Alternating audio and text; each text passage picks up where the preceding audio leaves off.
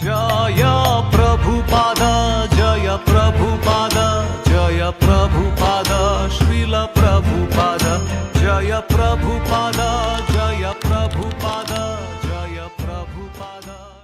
ശീല പ്രഭുപാദിന്റെ ശിഷ്യനായിട്ടുള്ള സിദ്ധാന്തദാസ് എന്ന് പറഞ്ഞ ഡിവോട്ടി എഴുതിയല്ല, അദ്ദേഹം കമ്പൈൽ ചെയ്ത ബുക്കാണ് മെമ്മറീസ് ഓഫ് ശ്രീല പ്രഭുപാദ്.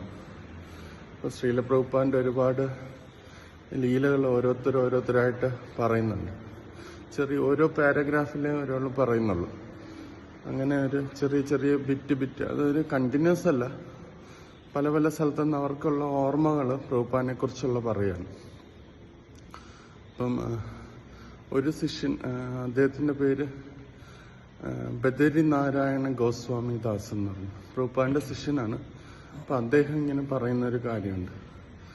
പ്രഭുപാദ് ഒരു വട്ടം MIT Massachusetts institute of technology, ലോകത്തിൽ തന്നെ ഏറ്റവും ഈ ശാസ്ത്ര സംബന്ധമായ കാര്യങ്ങൾ മനസ്സിലാക്കാനും പഠിക്കാനും ഒക്കെയുള്ള ഒരു ഇൻസ്റ്റിറ്റ്യൂഷനാണ് MIT. അപ്പം ഒരു വട്ടം ഡിവോട്ടീസ് അവിടെ ഒരു പ്രോഗ്രാം കണ്ടക്ട് ചെയ്തു. പ്രഭുപാദും അവിടെ ചെന്നു. പ്രഭുപാദ് ചെന്നിട്ട് ഈ കൃഷ്ണ കോൺഷ്യസ്നെസ് പറഞ്ഞു അവിടെ. അപ്പം ക്ലാസ് എല്ലാം കഴിഞ്ഞു, കുറേ പേര് അപ്രീഷിയേറ്റ് ചെയ്തു. അത് കഴിഞ്ഞ് പ്രഭുപാദ് ഇറങ്ങാൻ പോകുന്ന സമയത്ത് ഒരു ഇന്ത്യക്കാരൻ, ഇന്ത്യയിൽ നിന്ന് അവിടെ പഠിക്കാനായിട്ട് വന്നയാള്, അയാളൊരു മായാവാദിയാണ്. അപ്പം അയാള് എണ്ണിച്ചിട്ട് പറഞ്ഞു, സ്വാമിജി എല്ലാം ഒന്നാണ് എന്ന് പറഞ്ഞു. അങ്ങനെ ഈശ്വരൻ എന്ന് പറഞ്ഞ പ്രത്യേകിച്ചൊരു വ്യക്തിയൊന്നുമില്ല, നമ്മളെല്ലാവരും ഈശ്വരനാണ്, ഈശ്വരനും നമ്മളും തമ്മിൽ വ്യത്യാസമൊന്നുമില്ല എന്നുള്ള രീതിയിൽ ഇങ്ങനെ പറഞ്ഞു. അങ്ങനെ പ്രഭുപാദ് എന്തൊക്കെയോ ഇത് ഇങ്ങനെ തിരിച്ചു പറഞ്ഞ് അത് കഴിഞ്ഞിട്ട് ഇറങ്ങിയപ്പോൾ വീണ്ടും ഇയാള് പ്രഭുപാദ് നടന്ന് തിരിച്ച് കാറിലേക്ക് പോയിക്കൊണ്ടിരിക്കുന്ന സമയത്ത് അദ്ദേഹത്തിന് എന്തോ ഒരു ദേഷ്യം പോലെ, ദേഷ്യമാണോ ഒരു വാശി പോലെ എന്നിട്ട് വന്നിട്ട് ഇങ്ങനെ വീണ്ടും പ്രഭുപാദിന്റെ അടുത്ത് വന്ന് പറയുന്നു, സ്വാമി നമ്മളെല്ലാവരും ഒന്നാണ് എന്നുള്ള രീതിയിൽ.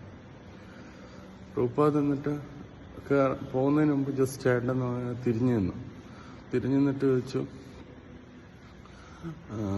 നമ്മളെല്ലാവരും ഒന്നാണെങ്കിൽ നീ എന്തിനാണ് ഈ ഡ്രസ്സ് യൂസ് ചെയ്തേക്കുന്നത്? അല്ല, എല്ലാം ഒന്നാണെങ്കിൽ എന്തിനാണ് ഈ ഷർട്ട് യൂസ് ചെയ്തേക്കുന്നതെന്ന് ചോദിച്ചു. അതിന് പകരം നിനക്കൊരു പഞ്ഞിക്കെട്ട് യൂസ് ചെയ്താൽ പോരെ എന്ന് ചോദിച്ചു. എല്ലാം പഞ്ഞിയിൽ നിന്നാണ് ഡ്രസ്സ് ഉണ്ടാക്കുന്നത്. അപ്പം രണ്ടും ഒന്നാണെങ്കിൽ നിനക്ക് ഒരു പഞ്ഞി എടുത്ത് വെച്ചാൽ പോരെ, എന്തിനാണ് ഷർട്ടായിട്ട് അത് മാറ്റിയെടുത്ത് വെച്ചേക്കുന്നതെന്ന് ചോദിച്ചു.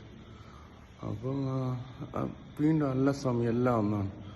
അപ്പം പ്രഭുപാദ് പെട്ടെന്ന് ഈ കോളറിൽ ഇങ്ങനെ പിടിച്ചിട്ട് ഇങ്ങനെ അയാളിങ്ങനെ പിന്നെ ആട്ടിക്കൊണ്ട് ചോദിച്ചു, പിന്നെ എന്തിനാ നീ ഇത് യൂസ് ചെയ്തേക്കുന്നത്?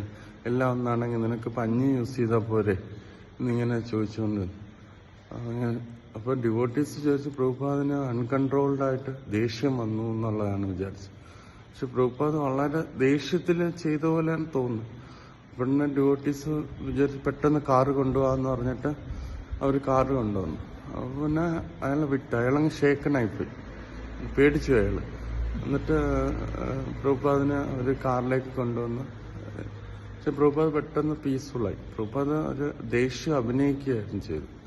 അപ്പോൾ ഈ ഡിവോട്ടീസിന് ആദ്യകാലത്തുള്ള ശിഷ്യന്മാർക്ക് ഇത് എന്താണെന്ന് മനസ്സിലായില്ല.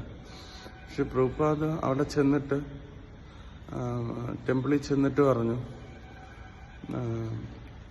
ഒരു കൊച്ചുകുട്ടിക്കും ഒരുപാട് വൃദ്ധനും ഈ രീതിയിൽ ഇടപെടാൻ പറ്റും, പക്ഷെ നിങ്ങളിത് ഇമിറ്റേറ്റ് ചെയ്യാൻ പാടില്ല. അവര് ചെയ്താൽ ആരും ഒന്നും പറയത്തില്ല.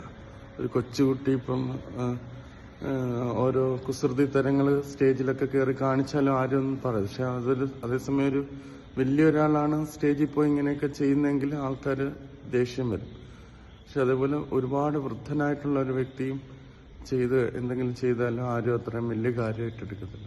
അപ്പൊ കാലദേശമനുസരിച്ച് എങ്ങനെയാണ് പ്രീച്ച് ചെയ്യേണ്ടത്, തന്റെ ഓൾഡ് ഏജിനെ എങ്ങനെയാണ് അതിനുവേണ്ടി യൂസ് ചെയ്യേണ്ടതെന്ന് പ്രഭുപാദ് അവിടെ കാണിച്ചു കൊടുത്തു എന്നാണ്.